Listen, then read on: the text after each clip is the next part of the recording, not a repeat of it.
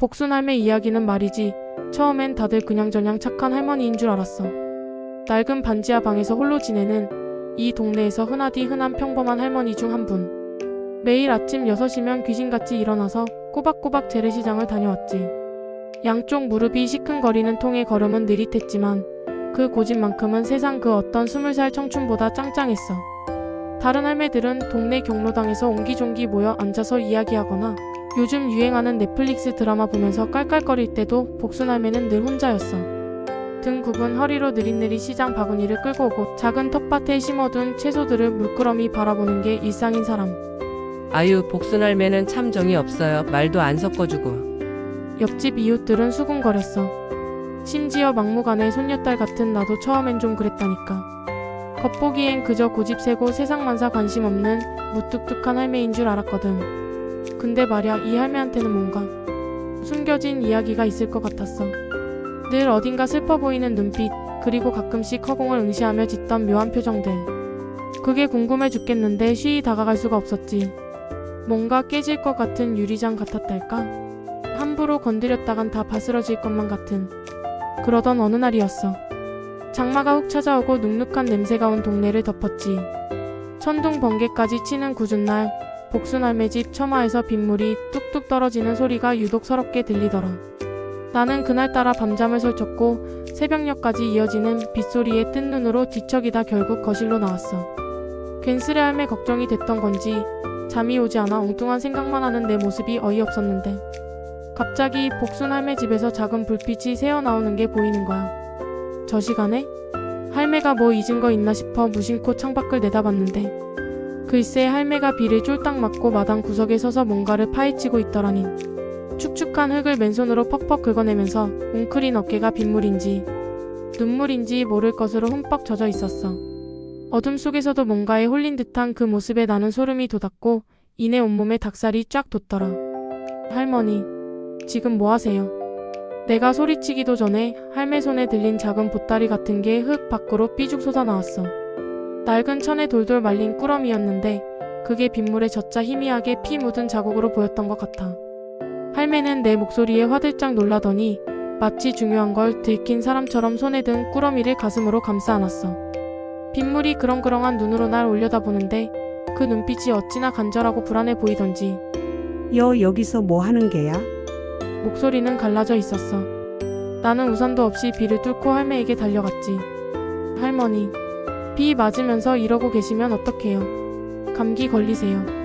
그리고 꾸러미를 슬쩍 봤는데 핏자국 같았던 건 낡은 천이 빗물에 젖어 얼룩덜룩해진 것이었어. 다행이라고 생각하면서도 그 안에 뭐가 들어있길래 할매가 한밤중에 저렇게 사색이 되어 비를 맞고 있을까 싶어 더 궁금해졌지.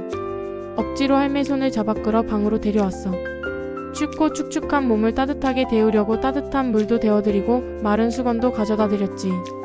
할매는 아무 말 없이 벽에 등을 기댄 채 젖은 꾸러미를 여전히 품에 안고 있었어. 그 꽉 닫힌 입술과 허공을 응시하는 눈빛에 뭔가 아주 오래된 이야기가 켜켜이 쌓여있을 거라는 확신이 들었어. 할머니, 그거 뭐예요? 조심스럽게 물었어. 할매는 한참을 망설이다 겨우 입을 열었어.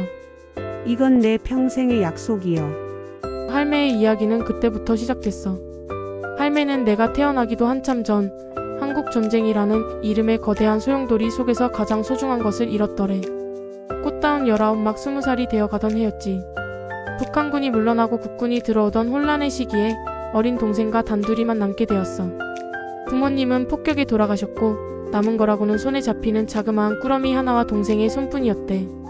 그 꾸러미 속엔 어머니가 아끼던 비단 조각이랑 우리 가족 사진 한 장, 그리고 아버지가 만들어주신 나무 인형이 있었어. 할매의 눈가가 촉촉해졌어. 동생은 9살이었는데 너무 어렸지. 아무것도 모른 채 그저 배가 고프다고 울기만 했어. 겨울이 오기 전 피난길은 지옥 같았어. 추위와 굶주림, 그리고 언제 터질지 모르는 폭탄 소리. 할매는 동생을 얻고 먹을 것을 구하러 다녔지만 어린 소녀에게 세상은 너무 가혹했어. 그러다 어느 날 동생이 열병에 쓰러졌어. 아무것도 먹지 못한 채 며칠을 앓던 동생은 결국 작은 꾸러미를 품에 안은 채 조용히 숨을 거뒀다고 했어. 차마 땅에 묻어주지도 못했어. 매장하면 찾을 수 없으니까. 언젠가 다시 만나면 그때 같이 묻어주려고. 할매는 목이 메이는지 말을 잇지 못했어. 그래서 그 꾸러미의 동생이 아끼던 나무 인형과 가족 사진, 그리고 어머니의 비단 조각을 넣어 품에 안고 다녔대. 그게 동생과의 유일한 연결고리였으니까. 전쟁이 끝나고 할매는 고향으로 돌아왔지만 가족은 아무도 없었어. 폐허가 된 집터에서 그저 동생과 함께할 날을 기다리며 홀로 살았지. 하지만 시간은 흘러갔고 동생은 오지 않았어. 꾸러미는 할매의 유일한 보물이자 아픈 상징이 됐어. 그때 내가 동생한테 약속했거든. 다음에 다시 태어나면 우리 헤어지지 말고 꼭 다시 만나자고. 그래서 이 꾸러미는 내가 죽기 전까지 꼭 안고 있으려 했어. 할매는 눈물을 훔치며 말했어. 꾸러미에 묻은 피 같은 얼룩은 어쩌면 동생을 잃은 아픈 마음의 흔적이었을지도 몰라. 그날 밤 이후 나는 할매를 대하는 태도가 완전히 달라졌어. 처음엔 그저 무뚝뚝하고 고집센 할매로 보였던 사람이 이제는 너무나 큰 슬픔을 홀로 짊어진 여린 존재로 느껴졌지. 내가 무슨 말을 할 틈도 없이 매일같이 할매 집을 들락거렸어. 마트에 가서 맛있는 반찬을 사다 드리고 할매 텃밭도 같이 돌봐드리고 드라마를 볼 때도 일부러 같이 보기도 했어. 할매는 처음엔 쭈뼛거렸지만 차츰 마음을 열기 시작했어. 굳게 닫혔던 입술에서 옛날 이야기가 하나둘 흘러나왔고 어딘가 허전했던 웃음소리도 조금씩 생기를 되찾았어. 어느 날 할매는 나에게 꾸러미를 보여주었어. 낡고해진 천꾸러미 안에는 정말 희미하게 바랜 가족사진 한 장과 낡은 나무 인형, 그리고 붉은색 비단 조각이 들어있었어. 인형은 마치 할매가 그랬던 것처럼 손때가 잔뜩 묻어 반질거렸지. 붉은색 비단은 할매 어머니가 결혼할 때 입었던 옷에서 잘라낸 조각이래. 동생이 이걸 참 좋아했어. 곱다고 늘 만지작거렸지. 할매는 나직하게 말하며 인형을 쓰다듬었어. 나는 할매에게 조심스럽게 제안했어. 할머니, 동생분이 하늘에서 할머니를 만나러 오신다면 꾸러미를 땅에 묻지 않고 늘 옆에 두고 있다고 생각하실까요? 할매는 내 말에 가만히 눈을 감았어. 한참의 침묵 끝에 할매는 고개를 끄덕였어. 이제 숨겨두지 않아도 되겠지? 그 뒤로 할매는 더 이상 밤중에 꾸러미를 파헤치지 않았어. 대신 그 꾸러미는 할매 머리맡 작은 협탁 위에 놓이게 됐어. 때로는 내가 쓴 편지를 같이 넣어두기도 했고 내가 그려드린 서툰 그림이 그 옆을 지키기도 했지. 그 꾸러미는 더 이상 슬픔의 상징이 아니라 할매와 동생을 이어주는 따뜻한 유대가 되었어. 내가 할매의 이야기를 듣고 변한 것처럼 다른 이웃들도 조금씩 할매에게 관심을 보이기 시작했어. 할매 텃밭에 물을 주는 이웃, 가끔 할매가 좋아한다는 따뜻한 국물을 끓여다주는 옆집 아주머니, 할매와 함께 시장에 가는 경로당 할머니들. 어느덧 겨울이 다시 찾아왔고 할매의 몸은 점점 약해져 갔어. 어느 날 밤 할매는 평소보다 더 차분한 목소리로 나를 불렀어. 얘야, 이제 때가 된 것 같구나. 할매는 품에 안고 있던 꾸러미를 나에게 건넸어. 그 꾸러미는 이제 희미한 빗물 얼룩 대신 할매의 눈물과 함께 따뜻한 온기가 깃들어 있었어. 이제 내가 동생한테 갈 때가 된 것 같구나. 이 꾸러미는 내가 간직해 주겠니? 내 손에 들린 꾸러미가 어찌나 무겁게 느껴지던지 나는 할매를 바라보며 한마디도 할 수 없었어. 다음날 아침 복순 할매는 조용히 눈을 감으셨어.